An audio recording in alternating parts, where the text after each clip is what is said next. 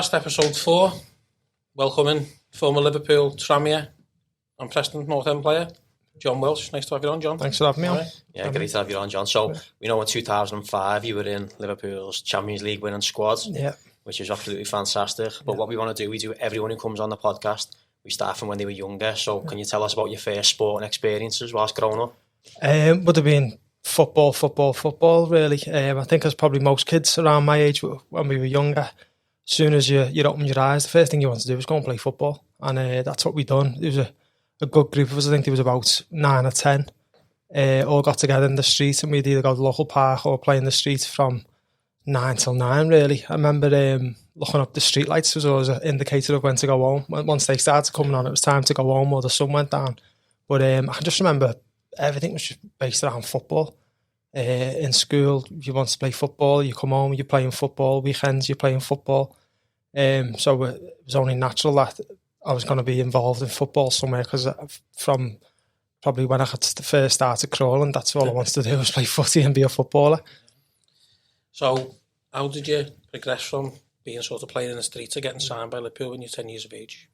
I remember I went to a youth club, The Action, up on Tunnel Road in Wavertree, and was playing, I think it was Tuesday nights at Shawfields up there. There was like a tournament, and we'd go up there all the time. And but it was the only sort of football I could get, because at that time I think it only went up to like under 12s, so I was always too young to play of a Saturday or Sunday. I used to go training with me brother's team, but they were all bigger kids. They were all 4 years older than me, and I could train, but officially I couldn't sign on because I was too young. So it was the only sort of football I could get away without anyone knowing my age or anything. I could just turn up and play, and that was it. So that was the only sort of game or team that you could play for at the time.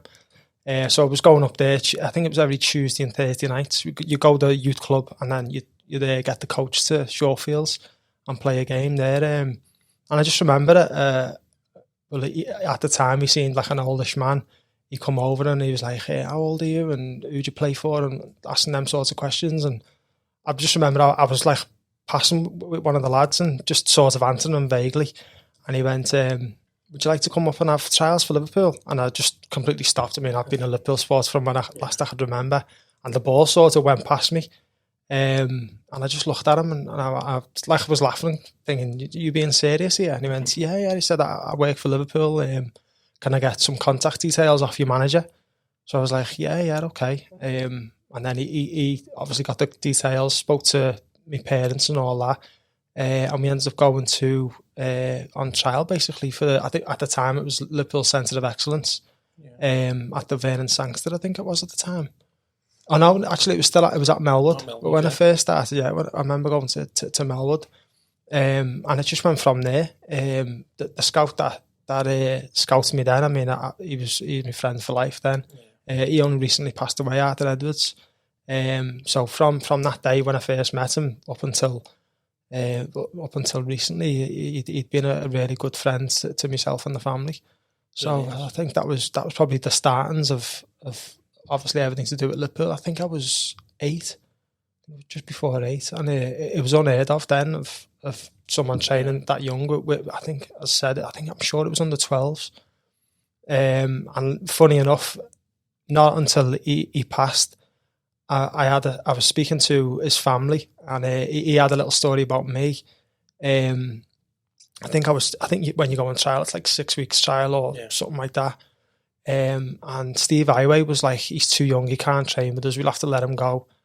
And I think there was 2 or 3 my age who were training there at the Centre of Excellence it was then. And they wanted rid of the younger lads because obviously too young, probably couldn't play against other clubs at their age in case someone gets hurt or injured or anything like that. And to be fair to him, Arthur fought tooth and nail to keep me there, and obviously I stayed there, which is good to hear. Like, yeah, it's a good little story. So as you say, you were a Liverpool fan. So what was it like coming through the academy? From when you were 8 till... Yeah, it was just everything I wanted to do. It was just... looking back now, there was never any other path that I wanted to go on. It was, I'm going to play for Liverpool at some point, regardless of what anyone says or what anyone thinks. And that was from a really, really young age. I'd be watching DVDs, I'd be watching football. I'd be playing football a lot. It was just my life, really. Everything was based around that. I think at the time I was training there enough every day. I'd be training Monday, training Tuesday. I'd play a game Tuesday. I'm not sure about Wednesday. Thursday I'd train and play a game. Friday I'd train, and then Saturday, Sunday I'd play. So it was like a 10-year-old. It's a lot, yeah. It's a lot of football, yeah. But I loved it. I can't remember ever feeling tired or not wanting to go training, or it was just on the go, constantly wanting to play football. Probably done my mum's and dad's head and wanted to do all this, because there was 5 of us, so there's a lot of things going on at that time. But it was just everything I wanted to do, and going to train at Liverpool with your Liverpool gear on, and you'd always feel made up and stuff like that. So that was my life from a young age, and I don't think it ever changed up until probably till now, probably. I think, yeah. So when you were coming through at Liverpool and you were trying to break into the first team, people were having comparisons with you to Steven Gerrard. Yeah. What was it like? Was that a welcome comparison for yourself, or did that add more pressure on yourself? No, I don't think it added any pressure, because I'd never thought of myself in that sort of bracket. If I had 20% of his talents, then you'd be playing Premiership football for the rest of your life. But I never thought about that, and looking now, I think any young kid who comes through now is going to be compared to him, because other than probably Kenny Dalglish, he's probably the best player to ever play for Liverpool for me. So I think any kid coming through who's half decent or looks good is going to be compared to him. And I never really thought about it, really. I watched him day in, day out. And for me, he was probably at the time when Zidane was coming off the boil a little bit. I'd have said he was probably the best player in the world. Best player I've ever seen. Best player I've ever trained with. Could do things I've never seen players do consistently. And when you're looking world-class players and they're saying Steve Gerrard's probably the best player they've played against or with, it just shows you the talent that he's got. So I never felt pressure, because I don't think, probably not for the next 20, 30, 40 years, you'll probably ever see a player come through like him. I wouldn't have thought. So it didn't, I never ever in my dreams would have thought that I was ever close to being as good as him, or potentially being as good as him. So it never added any pressure to me, and I never felt like that. Just because of the high regard that I held him in, it was never a comparison, and I never thought it was ever going to be a comparison to myself. Yeah. So you speak to directly of Steven Gerrard there. So do you know when you first started training with the first team squad, did any other players take you under the wing, and what was Gerrard like with you? He was really good. He always spoke well to us and tried to give us advice. And I think probably Steve would probably say, I always felt that I learnt more watching him. He was everything. The captain, the talisman. He was everything. So he probably, the way he is, I think he's probably a single-minded person who wants to get better because he wants to improve, and every day he wants to go and train and do as well as he can to improve himself. So I think I learned so much, not from what he said to me, but I think just watching him daily and what he done, what he ate, what he drank, what he done in the gym, what he done on the training pitch, what he done after training. So I think for me, that's probably the most I learned from him. It wasn't so much the advice or whatever he said to me. It was more going in and watching him and seeing how his sort of mannerisms, how he conducted himself around the place. That was at me learning. But I think I was in that mind frame at the time where if I seen something that someone did or that I liked something, I'd always watch them and see how they done it. I'd probably say one of my big attributes is tackling, and I learned that from Stefan Henschels. I thought he was his timing of his tackling was unreal in my eyes. And I used to watch him in training and see what he'd done, and just try to not so much copy it, but in a way, copy him, because at the end of the day, if he's good at something, you want to get better, and that's what you're trying to aspire to learn every day. And so I think stuff like that, the players that were there, obviously you had Stevie Gerrard, you had even players like Gary Mack, Some of the fastest thinking things I've ever seen come from him. For his age, I'm not sure how old he was at the time, but he was 5 steps ahead of everyone on the training pitch. Jari Litmanen was another player. Dietmar Hamann. I wasn't as fast as Michael Owen. I tried a couple of times to see how he got so fast. There's no chance of that happening. But just them type of players, even Carragher's passion and his drive, and you just try and learn little bits off everyone just to try and make it a better player day by day. And that was just what I aspired to do going into training, to learn bits and pieces off all these world class players that I was training with. Fantastic. So when you first broke into the side, Gerard Houllier was the manager there, wasn't he? Obviously, we just heard the sad news about him passing away. Yeah. What was he like as a man, and what was he like with young talent coming through? Gerard, he was brilliant. I think you'd heard so many good stories of players that were there at Liverpool. He was brilliant. He was always had time for you, always wants to speak to you, always asked how you were. And I know at times that seems like it's nothing, but I think as a young kid, if you go into a room where the manager is, you sort of like, oh shit, there's the manager, sort of thing. Hope he doesn't look at me or something like that. But he always made it as sort of mission to come in and speak to the young lads and ask how everyone was. Was all the time wanting to speak to you and how you're doing, and he was just a great person. You can see why so many players sort of come out and said the great things that they said about him, because he was that. He was always there if you needed anything. He'd always ask if you needed anything. He'd always have an arm around you if you needed it. I mean, goes without saying what a manager he was.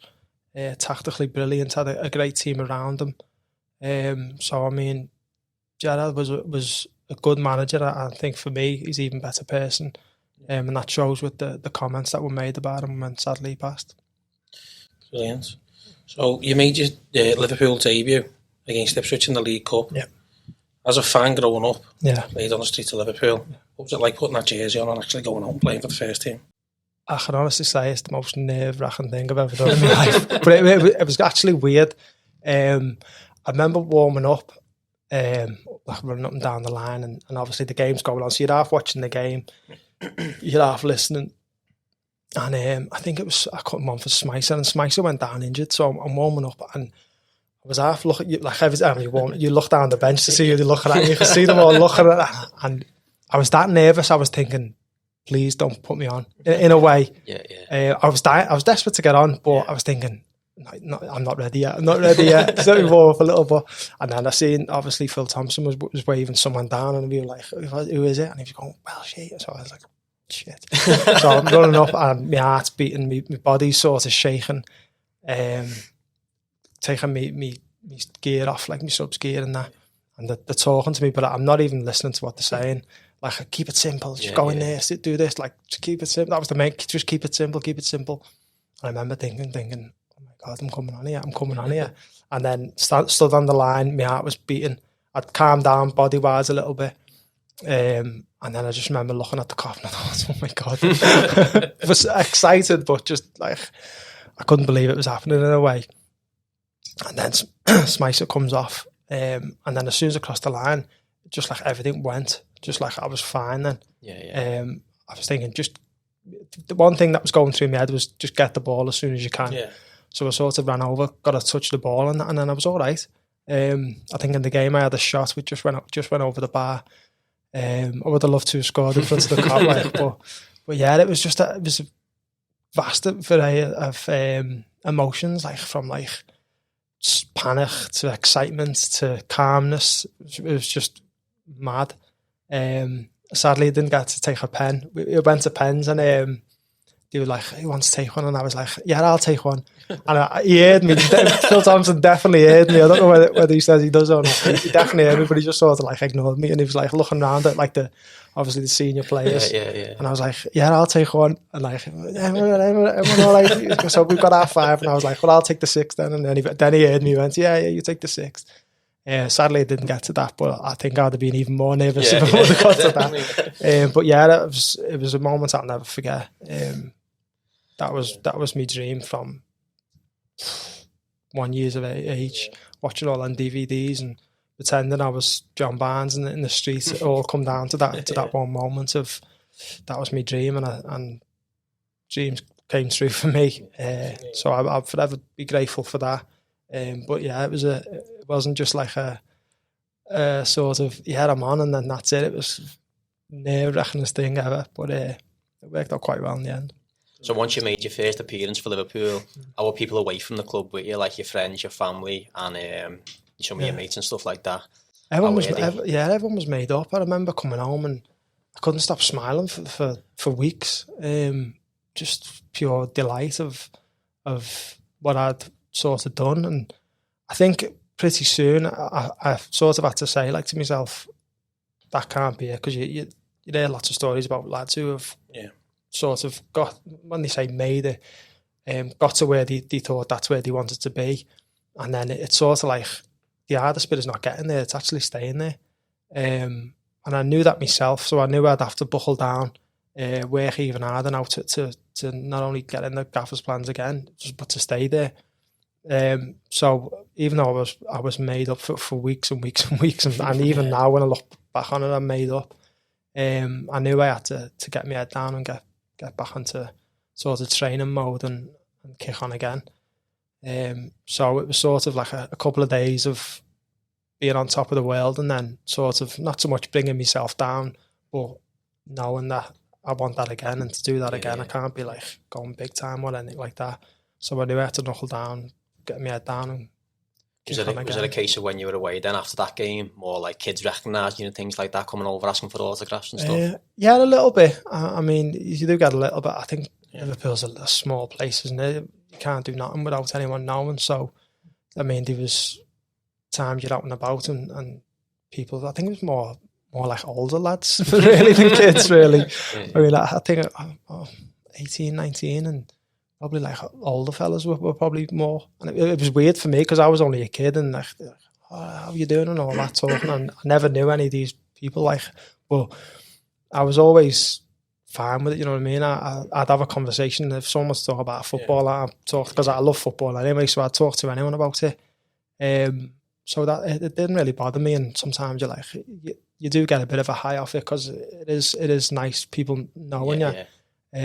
But I think the type of person I am and the type of family I've got around me, they'd always be there to pull me back or rein me in if I ever needed it. So it was good at times, and I enjoyed it, to be fair. Were your family at that first game? Have a few family members? Yeah. But when I was at the game, I could just hear people, like, you can hear everyone singing and shouting, and you could just hear, John! People like at me, all the family, like my Birds Alpha and all that was there, so it's like, John! I could hear him, but I just couldn't turn around and acknowledge it. But it was good.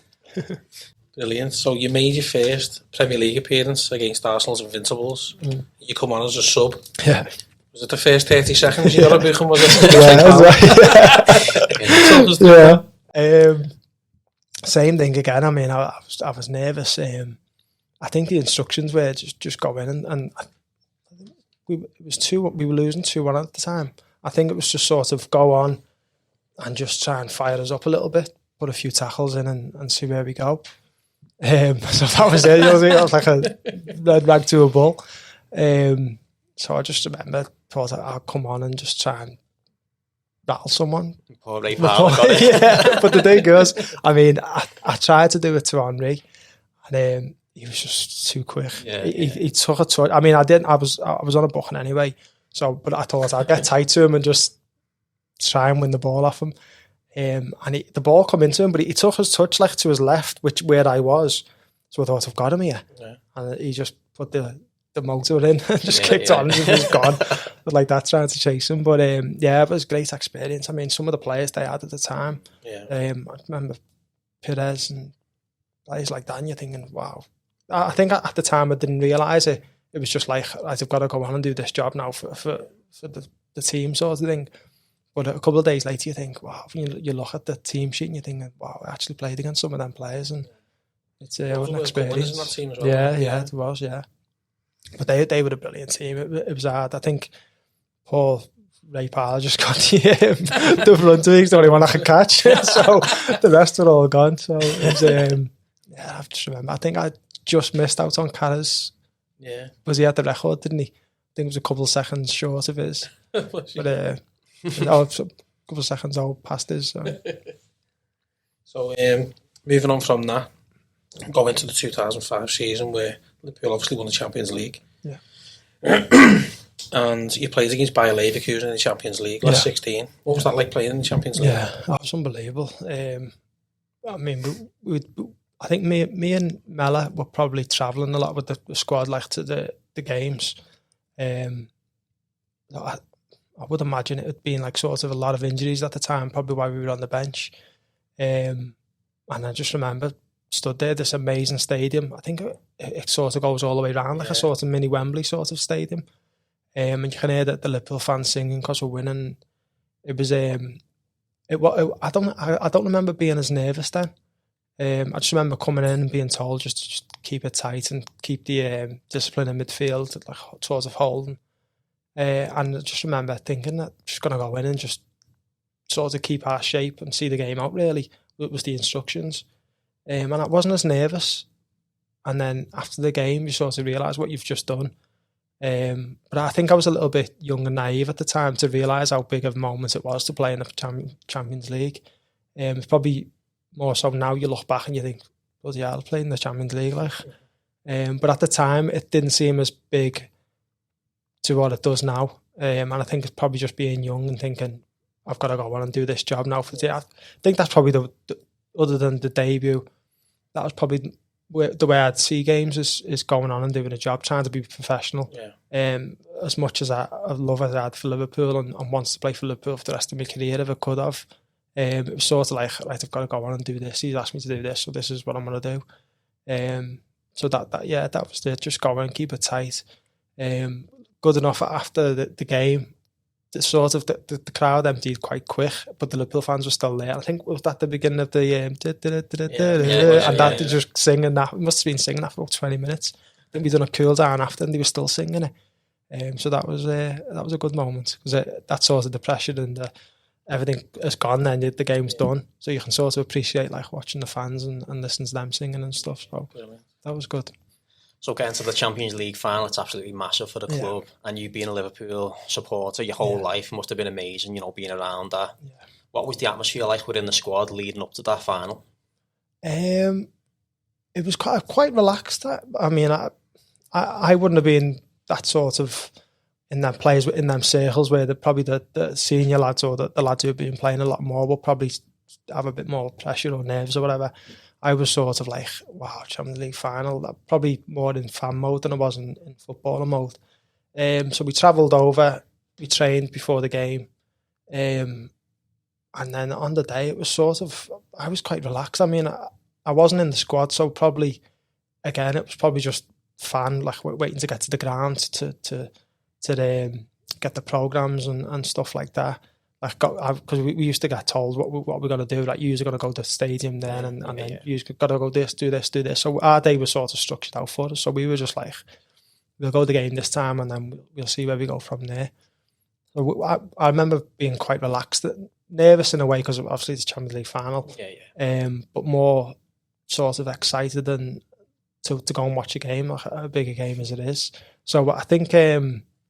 But once we sort of got separated into like you won't be in the match. We were in like the squad, but not in the match day squad. So you'd have like I think it was 20, 24, 25, I think in the squad, and then they cut it down once you get to probably the day before the game. Like this is the 18 and this is you. So sort of split you up a little bit. So once I found out that, it was really just can't wait to watch this game. So I remember being quite relaxed. I mean, probably the squad probably nervous, imaginable, but. What a massive game, and just the whole experience of everything, like being in the hotel, going to the game, seeing all the fans arriving to the stadium, seeing the stadium in the distance, going through everything. The whole sort of experience of that as a fan was unreal. Obviously, you hear stories now about lads getting into the games and stuff like that. And that's what sort of European away games are all about, especially finals. So it was a brilliant experience as a fan. probably I would have loved to have been in the matchday squad, obviously, but I think consolation prize is a fan going to watch the game in a big final like that. Yeah. Brilliant. What was you thinking at half time as a fan, as a part of the squad? What's going on here? What's happened? That's it. To be honest, I thought that would have been it. I thought we would have come out and had a goal, maybe got one goal back, but I probably wouldn't have. Looking at their team, I couldn't have seen us scoring 3 goals against them. So it was sort of like, just have a go. If you get one back and it finishes 3-1, I'd have been happy with that. And then it was weird. It was like, I don't know what it was, but the lads, everyone was still singing at half time. And you're thinking, all right, then everyone's still upbeat, probably thinking, well, we're at a final, we might as well enjoy ourselves sort of atmosphere. And then the first goal goes in, and you know, it's okay then, having a goal then. And the second goal goes in, and it start rocking, and you know, the fans singing, and then the third goal goes in, and it's like, wow, what's going on like here? 6 or 7 minutes, really. Yeah, it was mad. But I remember thinking when Dudek saved that, I think it was Shevchenko, when he just went like that, I remember thinking, no way we're losing this. This nailed on, we're going to win this. And that was sort of the conversation between the lads, was like, this is ours, there's no way we're losing this now. I think when Shevchenko had that chance, I'm a blue, you see. I knew in my mind and in my heart, Liverpool had won it. Yeah. So sort of like, yeah. I think that's what I mean, there was about 12 lads all sitting around by us, and we were like, this is ours, there's no way we're losing this now. And then what happened, so it was unreal. I remember after the game, we obviously we were in the stands, so like, come on, we'll try and get on the pitch. So we were all heading down, so we're standing like, we're still in with the fans, but like the pitch is there, so we're trying to get on, and the stewards are like, no one's getting on. So we're like, how are we gonna get on here? And we're like, just try and push to the front. So we're all like that, trying to push to the front. It was like Semi, Warnock, Chris Kirkland was there, Potter, David Raven, me. Trying to think who else was there. Probably a couple of other lads that I probably missed out. And the next minute, Fernando Morientes just like walked through, but everyone's like partying. He's like walking through, and everyone's like partying hard of his way. Obviously knowing he's going to get on. So he stood over the board and things, and the steward must have seen him and went, yeah. And just as he was about to like step foot onto the like, sort of before the pitch, like the whatever it is, the gravel sort of thing, he like turned around and started going, yeah, him, and was putting out all the young lads and was going, yeah, they're all right. So great, he got us all on. Yeah, because if he wouldn't have done that, we wouldn't have got on the pitch after the game, and I'd forever be grateful for him for that. But it was brilliant the way he done it. Everyone moved out of his way, because obviously he's a recognisable person. And then as soon as he put both feet over, and then you seen him talking to the steward, and then he started putting all the lads out, and was like, yeah, him. So he was like, come here. So we bombed it right through. Getting random as trying to jump on with you as well. I think a few probably did get on as well. You know what Liverpool fans are like. I don't know how much that's all going to mean to you. Oh, yeah. Going on to the first day of the final. Yeah, it was just weird, because in a moment when he's probably thinking, well, he's been there and done it, really, but he's probably thinking, get on the pitch and go and lift the cup up, or whatever he was thinking, that he took the time to turn around and point to, there must have been about 12 of us, that he pointed every single one of us out, to be fair to him, and got us on, so brilliant. Who was it who come on at half time? Was it Haman? Haman come on, yeah. For Kuhl, was it? Kuhl, I think. Yeah, I think Kuhl come on. He sort of sat on Kaka, wasn't he? Yeah. At the time. Yeah, because I think at the time, when he come on, I remember a few rounders were like, why is he bringing him on? He's going defensive, or is he putting him on to keep it at 3, basically? Yeah. But I mean, I think when you've got an old midfielder, it releases other players, doesn't it? I think that's what happens. Yeah. So, some game. So after the match then, was it back in the changing room, stuff like that? Yeah. What was the atmosphere like then? Boss, the music was on, the beers were out, pitches were getting tough. It was brilliant. That was probably one of the best experiences I've had, when you're sitting in a changing room.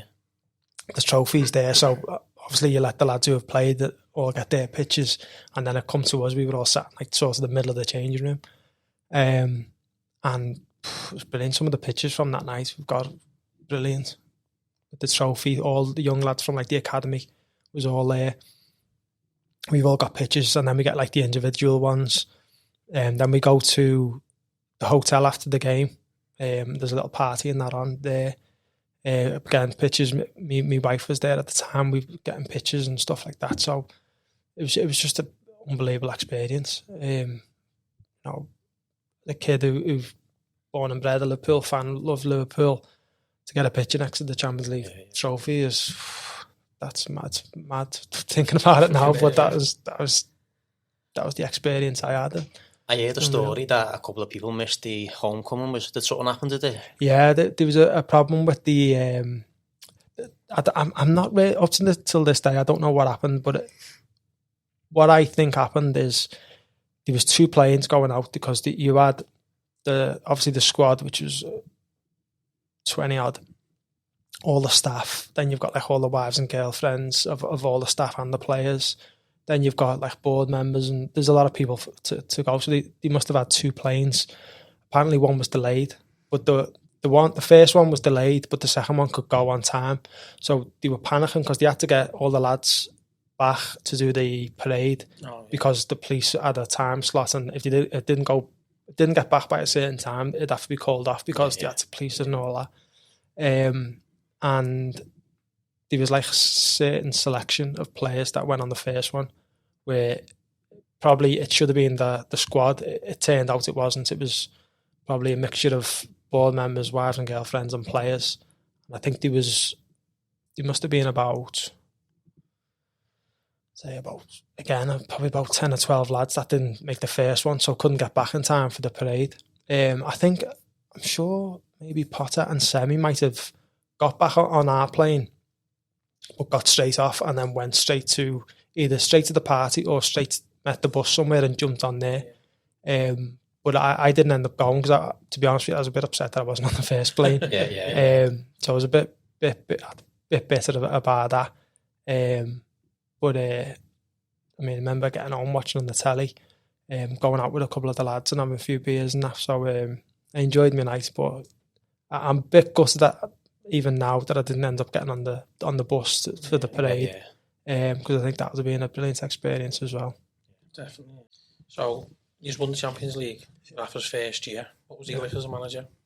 He was brilliant, Rafa. He was sort of as man management wasn't as good as Gerard Houllier, as in sort of putting his arm around players. He didn't do that much. He was sort of, he said it how it was, and I mean, to be fair to him, I respect him for that. You know what I mean? I remember him getting in my office, going in his office, and he was like, "You won't play much this season, so go out and have a loan and get some games." I remember going home and telling my mum, and she was like, "He's saying that," and all that. You know what mans are like. But he was straight with me. He said I wouldn't play much, so to further my career, go out and play football, and he was probably spot on what he said. At the time, I wanted to play for Liverpool. That was all that I wanted to do. So for someone's always going to be the baddie if they tell you something that you can't do or you don't want to do. But probably good advice at the time from him. But yeah, he always come across. I mean, I don't know how he was with the more senior players, but he seemed to be the same with everyone. If that makes sense, he wasn't he didn't seem like a sort of a manager who'd put his arm around you. He'd sort of be a manager who'd demand a lot from you. Would expect a lot from you, but tactically he was unreal. The detail in his tactics was mind blowing. Again, probably being a bit younger, I didn't take in what he was saying much. But looking back now, I wish I'd have probably had the mindset I've got now, where I'd have probably listened, not so much listen because I did listen. I'd have soaked in more than what he said, because some of the stuff that he used to go on about and the meetings that we used to have, the detail he went into was unreal, down to how fast people were and the movements people made. It was his tactical knowledge was brilliant. It was probably the best in my career I've probably worked under, and I just probably wish that I had a bit of an older head to sort of soak in what he was saying a lot more. Because some of the stuff he used to go on about was brilliant. Did he bring in like players in your position did he after winning that Champions League? Was it like Mascherano and stuff like that? Did they all come in after that? Yeah, I think it was more so when I left. I mean, Darren Potter was younger than me, and I think they sort of wanted him in more than me because I was getting a little bit older. They probably seen him as a better player than me, which is fine. But it's just different ideas for different managers. Different managers see things, didn't they? And I mean, if he'd probably said stay round and play 10 games, and then by the end of that season I wouldn't even played at all, I'd probably be more angry at that. Yeah. But to be fair to him, he told me I weren't going to play much. I might get 1 or 2 cup games if I was lucky. And at the time it hurt naturally, but I think looking back, I think a couple of years later I look back and it was probably the right thing for me anyway to go out and get games. There's no point in staying around to play 1 or 2 games a season. You might as well go to a different club and play 30 odd. So I mean, it was a good thing for me, but at the time it didn't feel like a good thing. So you had a successful loan spell then at Hull City, and you ended up getting made permanent there. Yeah. What was it like moving away from your boyhood club? It was hard. As I said, I can remember that's all I wanted to do was play football for Liverpool Football Club. And then sort of you realise that maybe to further your career or to play more games, you'd have to move on. It was tough, but it was probably the right decision and probably a good decision in the end, because I went to a club that was really good. I mean, I've spent a lot of years, moved down there, bought a house down there, lived down there in a place called Beverley, just outside Hull, which was brilliant. Met a lot of good friends that are still friends now with. So yeah, it was a good move. As I said, it felt like a kick in the teeth at the time, because Liverpool was my life. That's what I wanted to do. Yeah. But it was probably a good decision in the end. Went and played a lot of games there, enjoyed it, played at a good level, the Championship, which is a good standard, and just wanted to try and make a career then of playing football and trying to get back into the Premiership if it was possible. That's where I wanted to play. I'd had a little taste of it and I wanted more. I said the Championship's a really good standard, good players, good clubs there. But as every young footballer wants to do, you want to play as high as you can, and the Premiership was a league up, and that was the new ambition from there. Who was the manager there at the time? Peter Taylor signed me. He was under 21 manager at England at the time, and I'd played a couple of times for them. So he knew me from there. So I remember that summer was a Toulon tournament in France, which is like a tournament for England. I think it's an under-20 tournament, I think it is. So I went out there with them. When I was there, he was sort of like, would you be interested in coming on loan? And then, I wanted to go and play games. He said I'd play there. So I left, went to Hull under Peter Taylor. I think he was there probably about a year and a half, and then went to Palace. Phil Parkinson took over. He didn't last long there. I think he lasted about 8 months. And then Phil Brown come in, and then he took them up into the Premier League then from there. So.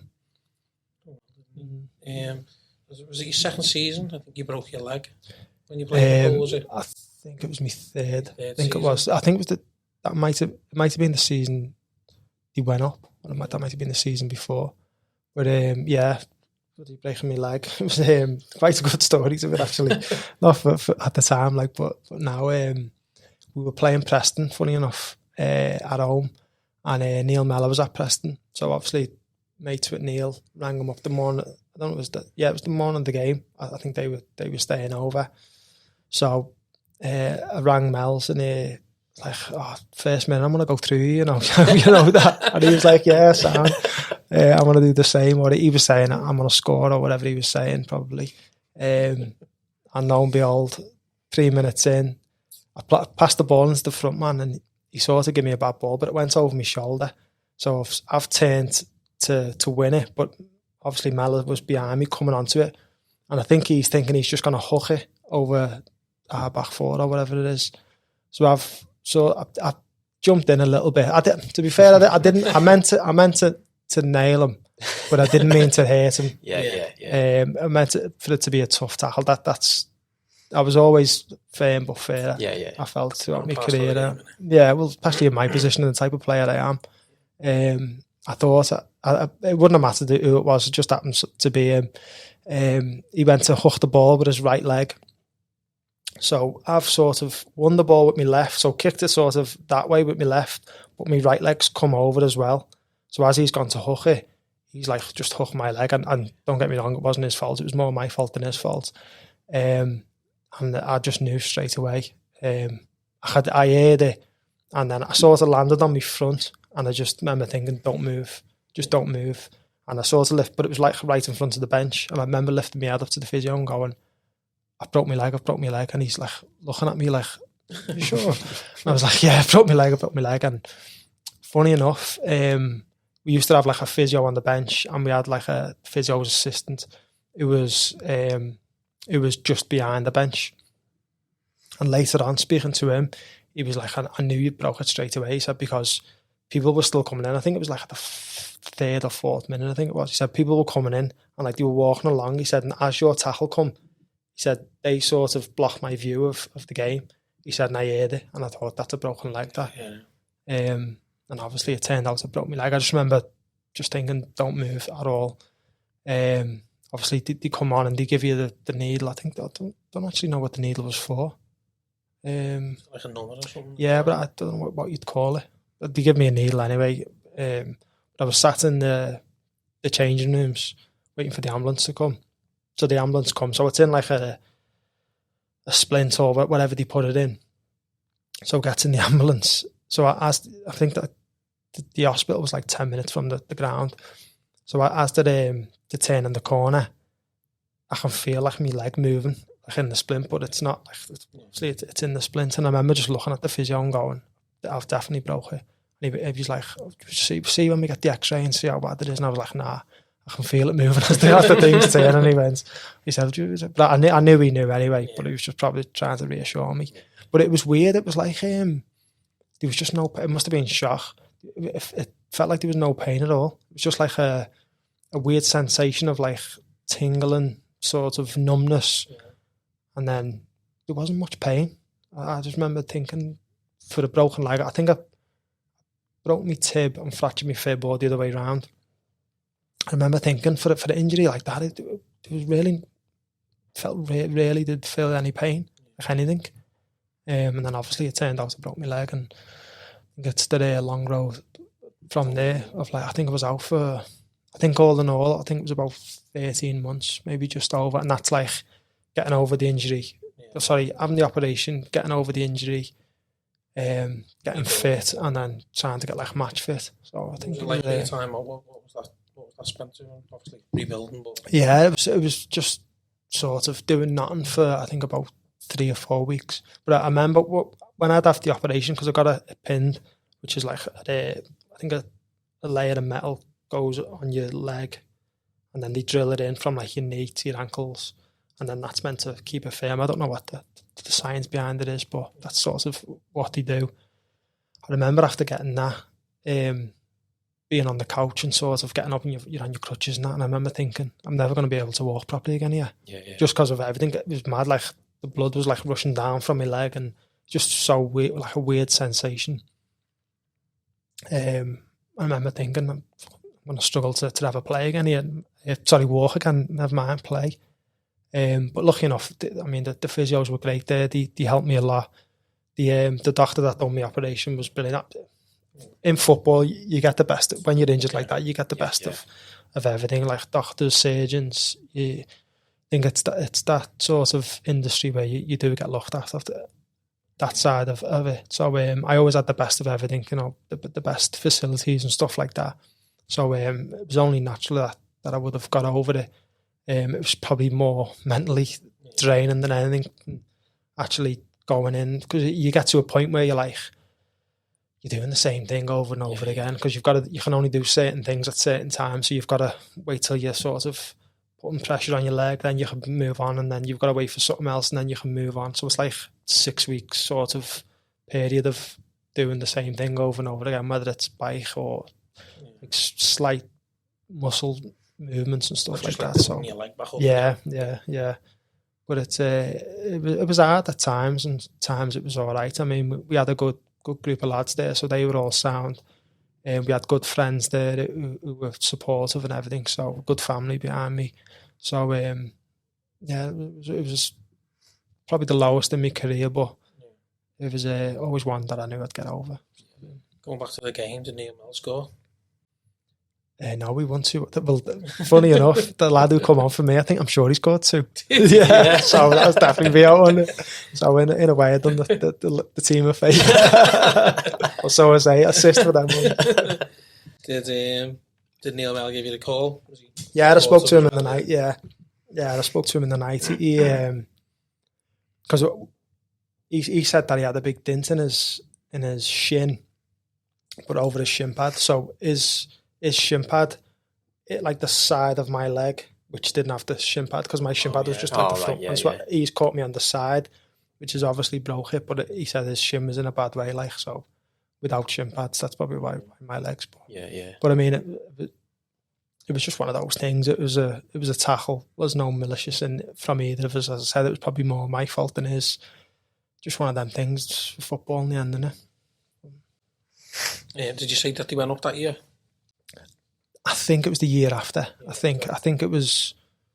I can't really remember 100%, but I remember being fit for the Wembley final. So I'm presuming it'll be the year after. It would have been. Yeah. Pretty certain, but. So when you just actually got back fit and stuff like that, you went out on a couple of loans, didn't you? Yeah. To the Carlisle, Derry. Yeah. Was it like going out on loan to them types of clubs after you've been? It was. I think that the thinking behind them sort of loans, I think it was I think it was Chester, Bury and Carlisle. It was sort of, I think the Bury and the Chester one was sort of back home, go and have a month back home and try and sort of find form again. And I think all 3, I think the Bury one was probably more successful as in performance-wise from myself. I think the Chester and the Carlisle one, I just wasn't ready. It was always going to be like that anyway. I knew that, but it was tough because you're trying to do things that your body just can't do. You know, like I hadn't kicked the ball in over a year, so it was always going to be rusty at some point, and it was just, that's just the way football is. I went there. Was you nervous going back onto the pitch after your injury? No. The funny thing was, my first training session back, because they always, physios are panicky people. They're like, don't do this, don't do that, don't do this. And I remember thinking that the first tackle, I'm just going to try and do it. I said, if it hurts, then I'll have to come off and go from there. But I hadn't trained for a while. So I remember we were playing a game, and it was like, non-contact, do this, don't do that, you can't tackle, you get the ball, don't be tackling anyone. So I was like, sound. I just going off onto the training pitch, I thought, I'm just going to ignore him. The first tackle I can, I'm not going to go flying in, I said, but I'm just going to do it and just get it over with. And someone got the ball, but they turned me on the sort of my right, like coming that way, and he was just about to shoot, and I just thought, you know what, I'm just going to try and block it, and like slid to block it with my left foot, my right leg only, which was the broken one, and blocked it. But it was like it just like everyone was like, and then because I did myself, I went, oh no, and then there was no pain and nothing like that. So I just thought, oh, sounds more right.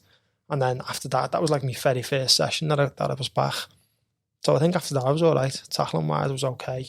It was just finding that form again and trying to get your career back on track. I knew I was pretty sure that would have been my last year at Hull.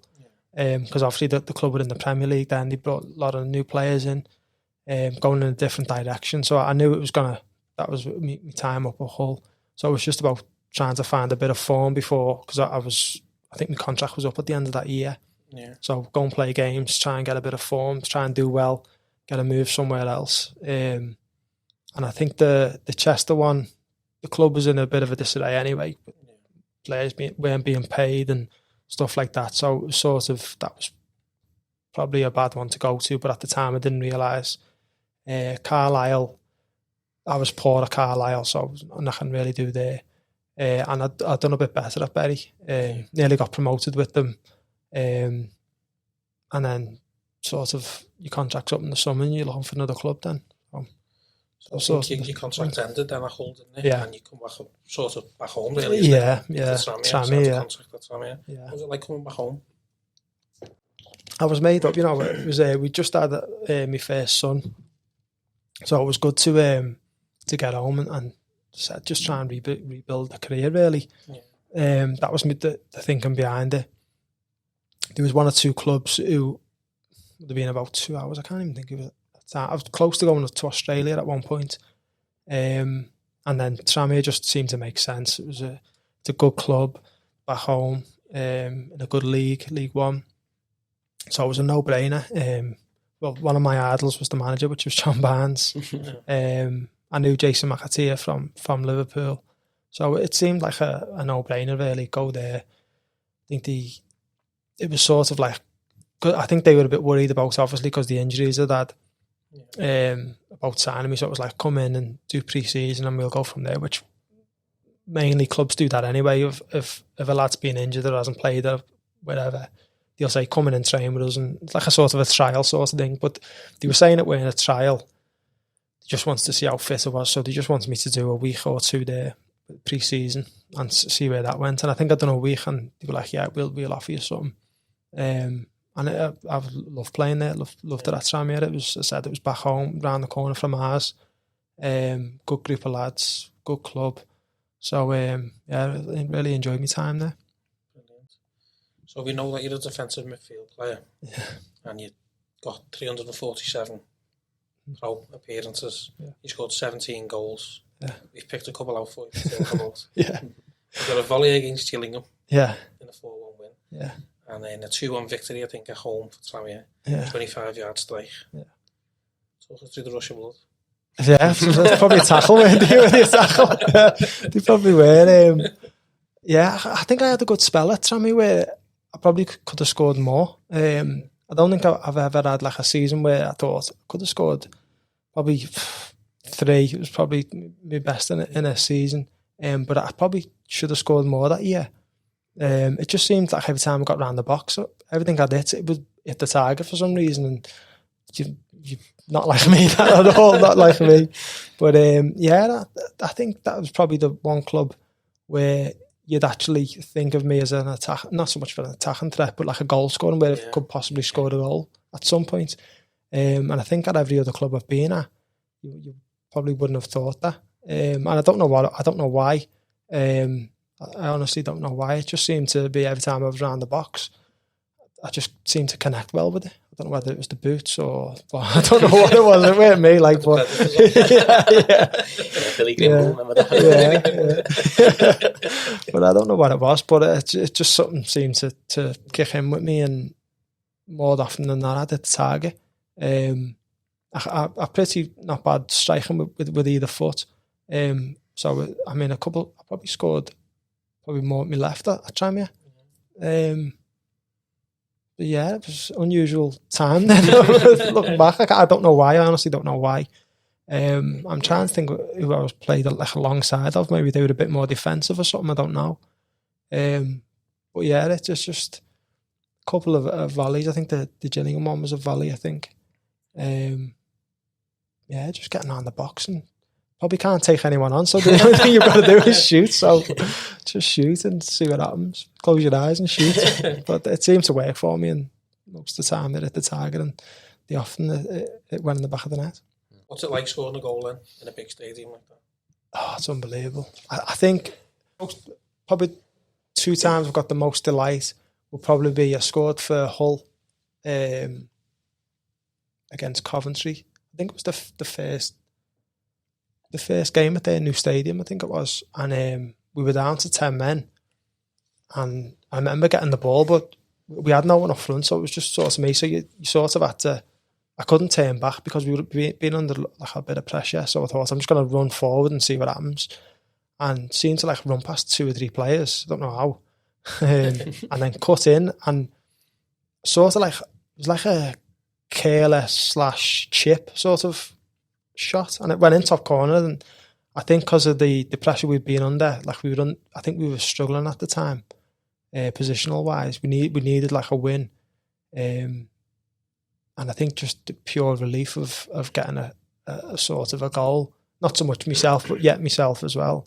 But we just needed the goal from somewhere, and God knows how I ran past 3 players and put in the top corner. But I think that was a good feeling. And the other one was my first goal for Preston.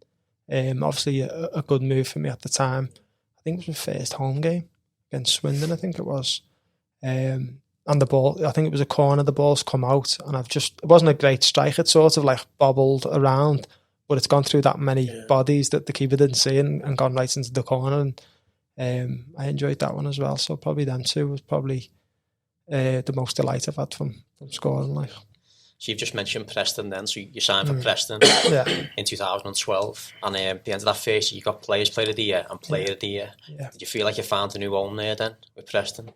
Yeah, I thought, probably when I first signed for Preston, I don't know if you have ever been there, but you drive on the road and it's sort of like Anfield, not as like in the structural wise. As you come down the road, you can just see the top of it, and for me that was hook, line and sinker. I knew I'd sign for them as soon as we turned the corner, like going up to speak to them. They could have offered me probably less than what they did, and I'd have probably still signed. I just knew it was the club for me. Sometimes you get that sort of feeling where you knew that was where you wanted to play football. That was me, and I think I've played some of my best football there. Probably best rapport with the club there. Enjoyed every minute of every second that I was there, and just had an excellent time there. To be fair, the first season we weren't that great really. We started okay. And then we dipped. We were sort of lingering just above relegation. Manager got sacked, and then Simon Grayson come in, and then we sort of, I think we went like 10 games unbeaten then. Had a good run, so it was sort of an up and down season. I think probably the type of player I am, probably you get more noticed when you're having a bad season, because just a player who runs around and puts tackles in.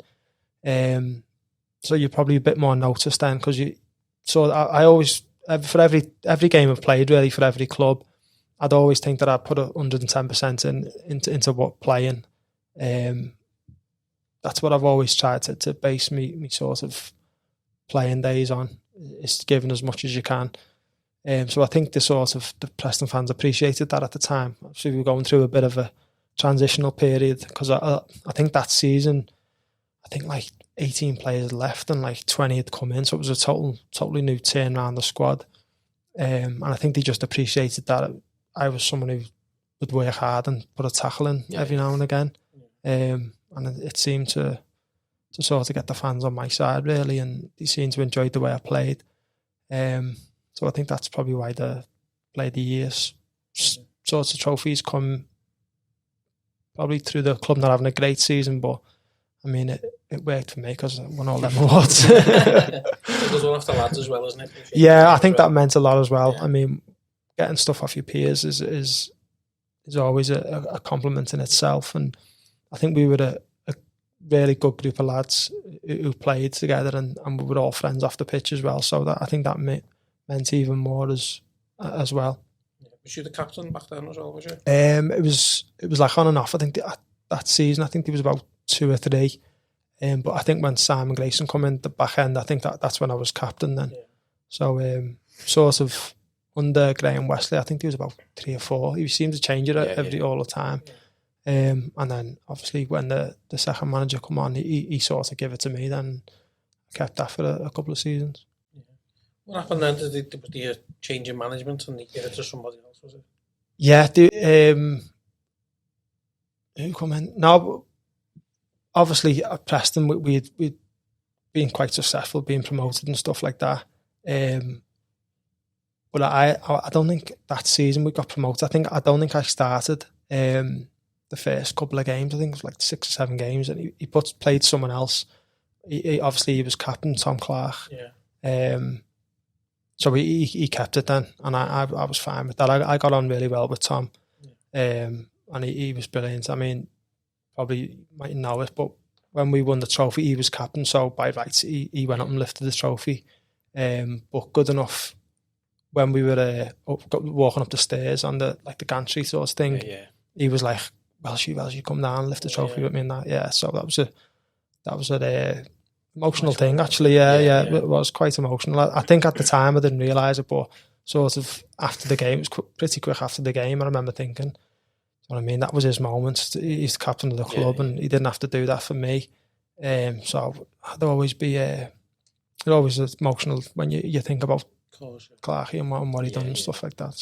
So you just touched on Wembley a little bit there, so like 2015, I was actually at the game as well, and I was kind of, even though I'm a Liverpool fan, I was supporting Preston on that day. So I think it was Swindon time, was it? You won 4-0.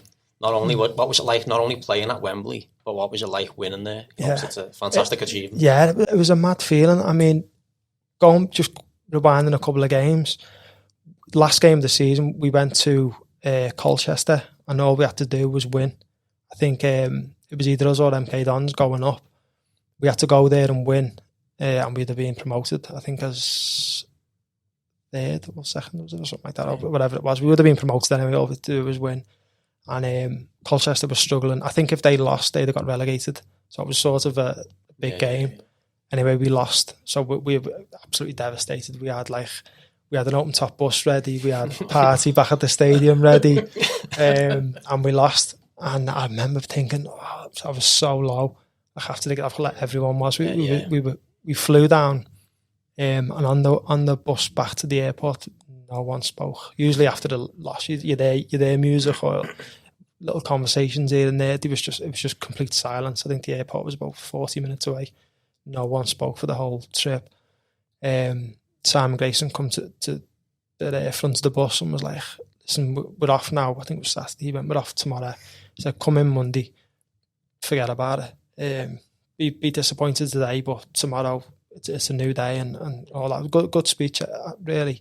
I think it sort of kicked the lads into shape a little bit. So obviously we go into the playoffs then. So we played Chesterfield, first game away, I think it was. They absolutely battered us. We were like, we spoke to a couple of their lads before the game, and they were like, "You've just come off that Colchester result." Said, "We've been told to put it on you." They were a decent team, to be fair. They had a few good players. And we're like, "We've been told that, put it on you and see what you're made of," sort of thing. So, I mean, they absolutely battered us. We beat them 1-0. And I think from that game on, and I not at the time, but later on I realised that a lot of the lads felt the same. We knew that we were going to get promoted. We knew that sort of... It's sort of a mentality sort of thing where you think, we're getting promoted here and no one's going to stop us. So we played the second leg and beat them 3-0, obviously going to Wembley and obviously the Wembley game. And I think even leading up to that, I mean, I was quite confident, really. I didn't feel much nerves or pressure or anything like that. It was more, say arrogance, but it was more like confidence, thinking if we turn up today, we're more than capable of beating anyone. And I think that spread throughout the group. I think a lot of the lads felt like that. There was no way we were going to lose this. As I said, it was a mentality that we had. We just weren't going to lose, no matter what happened. So before the game, we're reading the programme. Well, I'm reading the programme. I remember reading it showed like different years of different games, and someone was winning 3-0 at half time. And I remember thinking, reading it, I'd love to be 3-0 up at half time. And obviously the game, so obviously the game starts and 3-0 up at half time, but leading up to that, we were like so relaxed, so confident, and then we're 3-0 up in a really good position, and the panic in that dressing room at half time was unreal. I was like, I can't believe it. Like, it was just, I could just feel like the energy of like panic, and I don't know what it was really. It was like an exciting panic. Like we couldn't believe it. Obviously we'd had like a game plan of what we wanted to do during the game, and everything just seemed to happen the way we wanted it. Perfect. Most perfect game plan I've probably played in. And 3-0 up at half time, panicking like crazy. And then second half was pretty much the same. I think they had a chance just before half time. If they would have scored, it might have changed it a little bit. But Second half, we were pretty comfortable. Jermaine Beckford scored an hat-trick, and we went on and won the game comfortably. And so it was an unbelievable game, really. I think Preston are a big club. I think we must have had about 30,000 there, wasn't it? Yeah. It was a big following. Swindon didn't do too bad, really. I don't think they're as big as Preston, but a lot turned up. They had a really good team. I think after the game, I think a lot of their players moved up into the Championship anyway. A few of them, because they obviously individually were that good. But yeah, it was from like the Thursday right through to the Monday was some weekend, from like being at the hotel, going to the game, and then the party after that. Yeah, it was good. Yeah, it's good and really good. Yeah, we drove back. Did you come to? No, I didn't. No. Obviously, I went to the game and then so I had a little bit of drinking afterwards. Yeah. So we was drinking all the way back from London, straight to the nightclub, and then a bit more of the same the day after. As you do. Must have been good going from such a low at the end of the season to such a high at Wembley. Yeah, well, a lot of people were like saying it's the best way to go up. So that's what you're better off doing. And we were like, nah, it can't be better than just going up. We're just going up if we win. But I can totally understand why people would say that, because it was unreal. Just not only playing at Wembley, as I said before, but winning at Wembley as well, and the way we won. I think at the time, I wish, because a lot of the lads had been promoted, like obviously Callum had done it, and a few of the others had been. So I was like, play the game, walk around the pitch, clap everyone, lift the trophy, get a couple of pictures took, and then we're in. But like, so we all lifted the trophy, come down, done a little, like a sort of a lap of honour. So I went in the changing room. So I'm sitting in the changing rooms on my own with like a bottle of bud, and I'm thinking, where is everyone? Little as that now, but like obviously they were a bit more experienced in like what they do. They were like getting pictures, like the fans in the background. So some of the pictures that they had were boss. And I was sitting there thinking, where does everyone sit with a bottle of bud? Is everyone coming in? But it'd been like 20 minutes. And everyone come in then, and then it was brilliant. It was just an unbelievable experience. Brilliant. So I think you stayed at Preston until 2018. Yeah. Just before you left, you got an award for being the longest serving player. Yeah. What was that like, getting an award like that off such a prestigious club? Yeah, it was. I didn't expect it at all. In football, it's sort of people come, people go sort of business. Like same at managers come and go, players come and go. So I knew it'd be my last year at the club. I'd been struggling with injuries really. So it was only natural that I'd be moving on. There was players in my position there who were better than me and deserved to play more than me. And then the manager pulled me in his office and was like, we want to give you a sort of a recognition of what you've done at the club and stuff like that. And it was unbelievable. I mean, as I said, I didn't expect it. I just thought I'd say me goodbyes and then that would be me. And for the club to do that is unbelievable. And I'll probably say it again. I signed as a player, but I'll always support Preston. Even now, I watch the games and follow results and follow what they're doing and stuff like that, because it was sort of like Liverpool, and then sort of either above or beyond it's Preston. So that was just the rapport I had with the club, and for them to do that, I mean, they don't do it for everyone. So I mean, it was an honour really. There's been a lot of big names at that club as well. So to win an award like that, must have been brilliant. Yeah. It was, as I said, it was totally unexpected. I didn't expect it at all. But I was so honoured to receive it, and so proud, and it was just I was actually there as well at that final day there that year, and the fans were all talking. You know, I speak to anyone, they were all really talking highly of you as well, and they were sorry to see that you were going as well. Yeah, I was gutted. I loved it there, every minute of it, from even the highs and the lows. There was a couple of lows, as in sort of, I think the season before we got beaten in the playoff semi-final, which was a low. But I couldn't wish any other club success other than that club. It's a great club. It's a well-run club. Still got a lot of good friends there and people connected with the club, and it's just one that I'll always support from as long as I'm here. So I think after your Preston days, then you moved to Grimsby. Yeah. and I think you only made between 5 and 10 appearances. Yeah. Due to injury and stuff like that. What was it like moving from such a big club to Grimsby at the time? Yeah, I think in that regard, I wasn't too bothered. I mean, it didn't bother me the sort of size of club. It was an opportunity to go and play football and do what I loved. I knew I was getting older with every year, so I knew it was sort of winding down a little bit. I think that the sort of mistake I probably made was moving somewhere so far away. Obviously, injuries didn't help, but it sort of got to a point at Grimsby where the weekends I wasn't looking forward to the game. I was looking forward to going home to see my wife and see the kids and stuff and family. So I think when it gets like that, it's not really it's a recipe for not a recipe for success really. So I mean, I went there with all I wanted to go and do well and carry on playing, and maybe prove a point that I can still play at a good level. But I think in reality, probably was a bit too far at this stage in my career. I probably should have stayed a little bit close to home. As I said, I was excited for the weekends to go and see my kids instead of being excited to go and play football. I think when you get a mindset like that, it's never good really. So I mean, I'd probably say it was a bad move probably for me. As I said, it was a bit far, but I mean, at all the clubs that I went to, Hull, Tranmere and Preston, I loved it there and enjoyed it.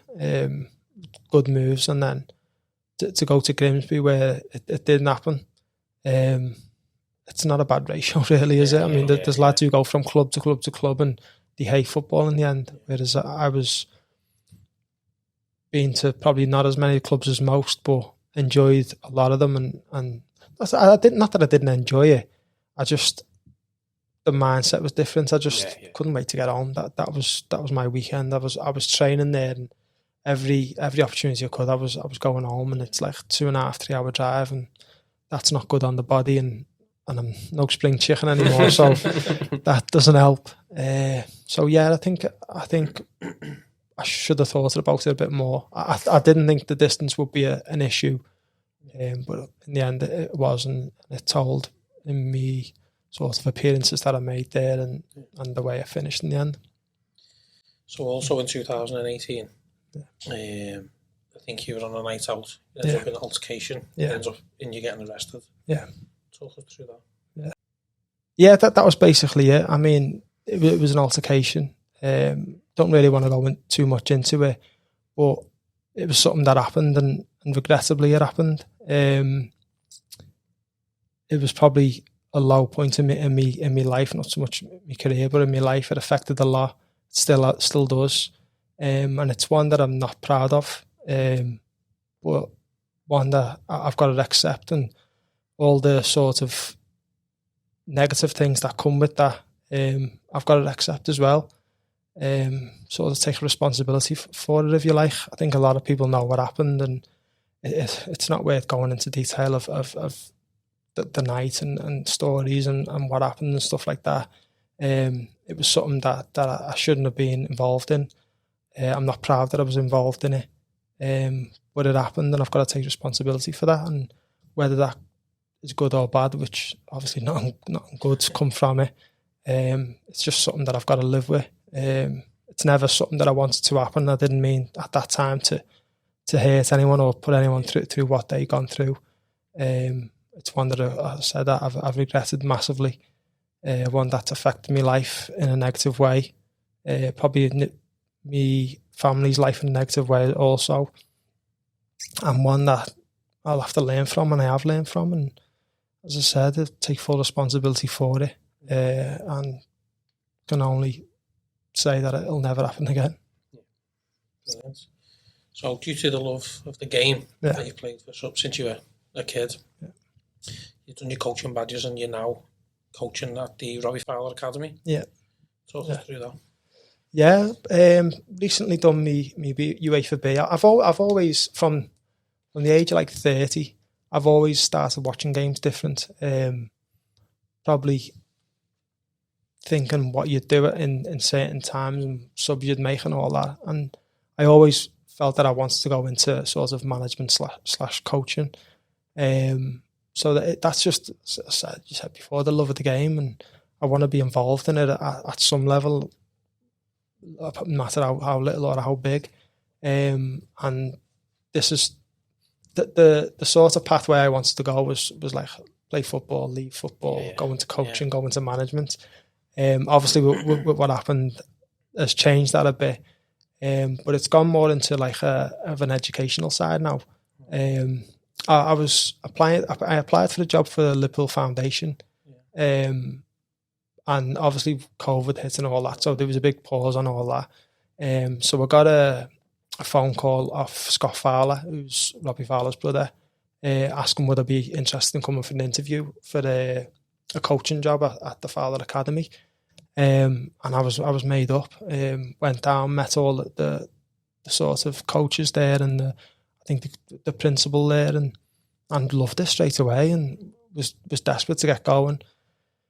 Again, COVID put the blockers on everything, because it has for everyone else. So it's just a sort of a waiting game for everything to sort of pass, and then obviously the restrictions were loosened a little bit and went in. Met all the coaching staff and all the sort of people who work for the Fowler Academy, what they were all about, what they wanted to do with the lads and that, and it's brilliant. It's a brilliant place to work. Do a lot for so many kids. I think there's about 80 kids there, I'd probably say. Yeah. And the coaching staff there are brilliant. Do a lot for them. There's a vast array of coaching staff. There's like managers at semi-professional teams. There's an assistant manager at semi-professional team. So the coaching staff is really, really good. And it's sort of, I think the lads doing the schoolwork in I think it's a BTEC course in the mornings and then training in the afternoons. But I'm loving it at the minute. It's a great place to work. The kids are all brilliant. The people you work with are really good. So I'm loving it at the minute. I think that the path is to try and get me teaching license to sort of do a bit of both, so I can obviously teach the kids and then obviously coach them in an afternoon. So that's sort of the path I'm on now, and loving every minute of it. So where do you see the future? Do you see yourself going into management? Or? You never say never. I think at the minute I'm happy with what I'm doing now. But I mean, funny enough, I've been saying that I'm old now, but I think in that sort of coaching, I'm quite young, or really young. So I mean, never say never. But at the minute, I'm happy at the Fowler Academy and working with the kids there and working with the different coaches there. I know I'm not the best coach now, and I want to, same as a player, I want to learn every day and learn and get better all the time, and I know that'll happen. So just happy to do what I'm doing now, keep learning, keep trying to pass on as much knowledge to the kids as I can, learn from the different coaches there, learn how to sort of adjust with different kids you're training and stuff like that. So just constantly trying to learn and improve yourself and get better and see where that takes me. I think it's important that you give a bit back as a professional as well. Yeah. You've been there, you've seen it, you've done it. Yeah. Kids coming through grass level now. Yeah. It's absolutely fantastic what you're doing. So that's what I love doing. I mean, I've always said that I'd love to go and help people. I mean, all through my career, whenever a young kid comes to train with the first team, you try and put your arm around them and try and give them advice, not so much life advice, but like football advice or whatever they sort of need, really. I've always tried to do that because a lot of people done that for me, so I think it's always like right to try and put them on the right path and give them as much advice as you can. And I think this is a different way of doing it, but just as important. If I can pass on 1% of anything that I've got to a kid, then that's brilliant by me. So what advice then would you actually give a young footballer who's coming through, who wants to make it as a pro? Work hard, I'd say. I know it probably everyone says work hard, but I mean, like, whatever you do, work hard and just constantly want to learn. Just work hard and want to improve yourself day in, day out as much as you can in any aspect that you feel like you need to. Brilliant. So, in this part of the podcast, John, what we normally do is we go quick fire question. Okay, I'm not good at this. So, has seen any of the others, but there's some tasty questions out there. Yeah. Answer as honestly as possible. Okay. Right, John, what's your favourite film? Scarface. Scarface. Nice. Favourite TV series?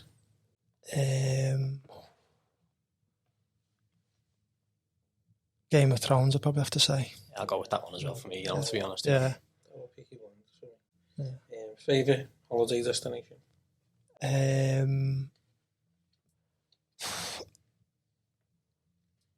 I'm probably going to say Benidorm. I enjoy Benidorm. Why? What's your musical guilty pleasure? What do you sing in the shower when no one's around? There could be, there's loads. I love your worst music. Worst one?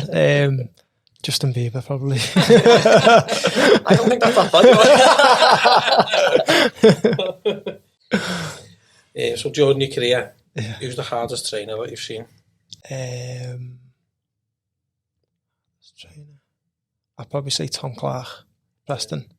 Yeah, probably one of them players who you just in training you think he's playing a game and he'll probably head you if you get in the way. Type of players. So who's the worst trainer that you've ever come along with?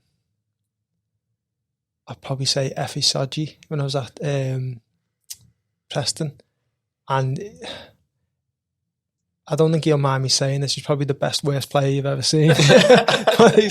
In training, he wasn't the best, he wasn't fit, but to be fair to him in that season, I think he scored about 10 or 11 goals, which was good, and a few decent goals as well. So who's the worst dressed player that you've come across? Callum Robinson. You're going to say Callum Woods. He's up there. No, Callum. He used to wear this like red Adidas track. It was terrible. If someone was to play you in a film, who would you like to play?